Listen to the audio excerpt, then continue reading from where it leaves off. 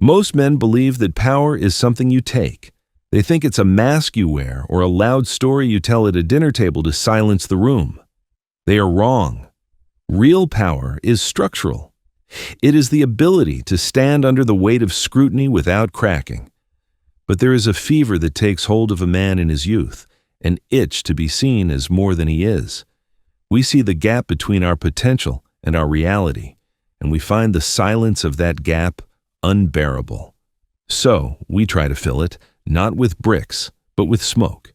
We tell ourselves it's a strategic exaggeration. We call it marketing. But in the circles where true power resides, we have another name for it: the debt. When you lie to impress, you are taking out a high-interest loan on a reputation you haven't earned. And the collectors? They always come. They come in the form of a question you can't answer, a task you can't perform, or a look from a man who actually has done what you only claim to have thought about. Let us discuss the anatomy of this mistake. Let us look at why the uncomfortable position of youth is actually your greatest tactical advantage, if you don't trade it away for a cheap applause. Young men lie more than they realize, not because they are malicious, not because they are evil, but because youth is an uncomfortable position to occupy.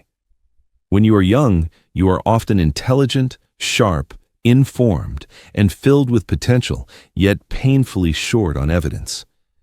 You may know a great deal, but you have done very little. And in that gap between what you believe you are and what the world can verify, you feel exposed. That exposure is dangerous. It creates an urge to inflate, to decorate, to exaggerate, to borrow prestige from the future and spend it in the present. And so young men lie. They lie not to deceive enemies, but to impress allies. They lie not to gain advantage, but to gain admiration. And that is precisely why it is the most foolish form of deception imaginable. Never lie to impress, not because lying is immoral. I have no particular moral objection to lying. The world is not a monastery. Sometimes deception is necessary. Sometimes silence is wiser than truth. But lying to impress is different. It is structural self-sabotage. Because the moment you lie to impress, you invert the power dynamic. You place your worth in the hands of the listener. You tell them, without saying it, that you are not enough as you are. And once you do that, the relationship is already lost. What's going on? My name is Romeo, and don't forget to like, comment, and subscribe. It helps for the algorithm. Now, let's get into it. Here is the psychological reality most young men struggle to accept. Potential has no market value. The world does not reward what you could be. It rewards what you have demonstrated. And when you are 22, 25, even 28, you may genuinely be exceptional, brilliant even, but you have not yet accumulated the mileage required to justify confidence. That gap creates anxiety. You are aware, painfully aware, that you are being evaluated, that people are silently asking, "What have you done?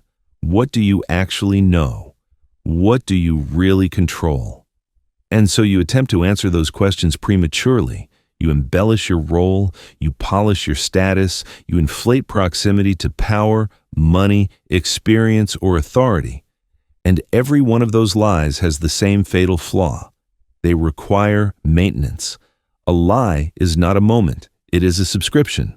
The moment you tell it, you are now responsible for remembering it, defending it, and aligning every future statement with it.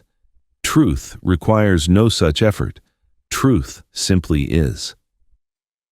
Recently, I spoke to a young man, brilliant by any objective measure, sharper than I am in many domains, better educated, more technically proficient, someone I would have enjoyed learning from.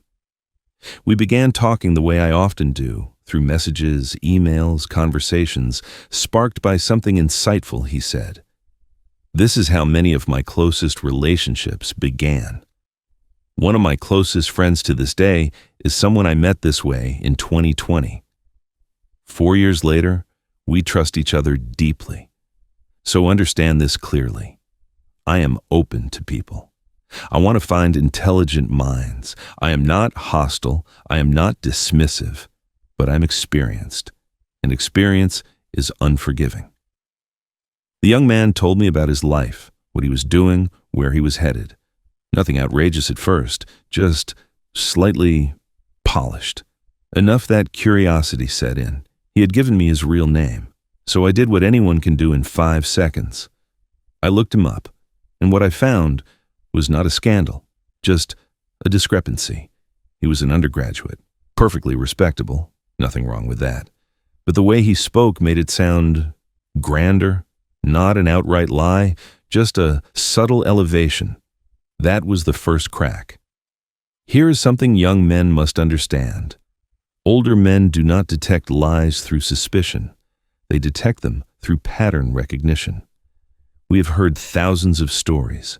We know the rhythm of truth, and when something breaks that rhythm, even slightly, it registers. The young man told me a story that did not quite square. The details didn't align. The causality felt off. I pointed it out gently. He deflected. "I'll look into it," he said. "I'm not sure how that happened." Fine, I let it go. Later, he told me another story. I noticed it, filed it away. Still, no confrontation, because experience also teaches patience. But then came the third lie, and this one was fatal.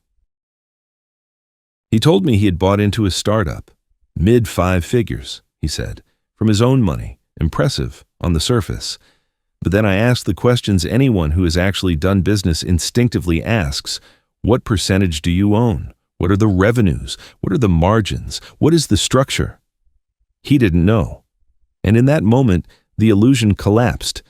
Because no one puts serious money into a company without knowing what they own. You don't remember the price. You remember the percentage. That is business literacy 101. And so the conclusion was unavoidable. He had fabricated the story, not to deceive me strategically, not to manipulate me, but to impress me. And that is why it failed. This is the tragedy. The young man did not lose an enemy. He lost a potential ally.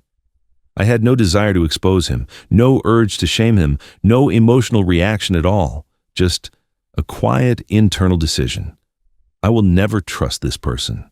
And without trust, there is no relationship, not friendship, not mentorship, not collaboration, nothing. Because if you lie to impress, I must assume you will lie to protect yourself later. And if you lie to protect yourself, you will eventually lie to betray others. That is not paranoia. That is pattern recognition. Every relationship you build is fundamentally a negotiation around trust. Not trust that you are perfect. Trust that you are honest about your imperfections. It is far better to appear inexperienced than untrustworthy. Far better to say, "I don't know," than to invent knowledge. Far better to admit ignorance than to manufacture authority. Because trust is not built through competence alone. It is built through predictability, and liars are unpredictable. Here is the psychological mechanism that guarantees a liar's failure. You forget your lies. Truth is integrated into memory. Lies are stored as isolated fragments. You remember the truth because it happened. You forget the lie because it didn't. Years ago, I told my friend something true but unbelievable. An aunt of mine had been an early member of a famous band, leaving just before they became successful. I forgot I ever told the story. Decades later, 23 years later, a friend asked me about it. And I remembered instantly, because it was true. If it had been a lie, I would have forgotten it entirely. This is why liars always get caught, not because others are clever, but because liars are cognitively overloaded. Even the best sociopath slips eventually. Lying to impress reveals something far more damaging than dishonesty. It reveals self-contempt. You are telling the world, "Who I am is insufficient. Reality is not impressive enough. I must fabricate value." And once that belief takes root, you become addicted to projection. You live for optics instead of substance, for applause instead of progress. This is how hollow men are formed. The men you trust most are not the ones who speak loudly. They are the ones who say, "I don't know. I can't tell you. I'm not interested." That restraint is confidence. One of the men I trust most has never lied to me. When he doesn't know something, he says so. When he can't speak about something, he refuses calmly. That consistency builds safety, and safety builds depth. So let me leave you with this. Never lie to impress. Lie if you must, with intention, with necessity, but never to inflate your worth in someone else's eyes, because the cost is always higher than the benefit, and the loss, once trust is broken, is permanent. It is always better to appear naive than to be revealed as false. Truth compounds, lies decay, and time always tells the difference. The danger of the lie isn't that you might be caught. That is a schoolboy's fear. The danger is far more clinical. Robert Greene's fifth law states, "So much depends on reputation. Guard it with your life. When you lie to impress, you are not guarding your reputation. You are sabotaging the very foundation of it. You are building a palace on a swamp. Every time you decorate the truth to gain admiration, you create a point of failure. You become a hostage to your own fiction. You have to remember what you said, to whom you said it, and, most exhausting of all, you have to perform a version of yourself that does not exist. Compare this to the man of quiet competence. The man who admits he is short on evidence but long on intent possesses a rare magnetic gravity. Why? Because he is real. In a world of digital filters and inflated resumes, the man who refuses to lie to impress becomes an enigma. He becomes a predator in a forest of peacocks. By refusing to borrow prestige from the future, you retain your maneuverability. You are free to fail, free to learn, and free to grow without the weight of a false persona dragging you down. You aren't spending your future. You are investing your present. Consider the psychology of the admirer you are trying to win over. If they are easily impressed by a lie, they are not an ally worth having. They are a fool. And if they are not a fool, if they are a person of substance, they will smell the desperation of your exaggeration like a foul perfume. You won't gain their admiration. You will gain their polite pity. And in the game of power, pity is a death sentence. Never lie to impress. Not because it makes you a bad person, but because it makes you a weak player. The goal is not to look like a king. The goal is to become one. A king does not need to decorate his lineage. His presence is the evidence. So, embrace the exposure of your youth. Own the fact that you have done very little. Let that hunger drive you to do the work, rather than just talking about it. The world will verify you in due time. And when it does, you want that verification to be written in stone, not whispered in smoke. Stay silent, stay sharp, and let your results do the shouting. Anything else is just loud poverty.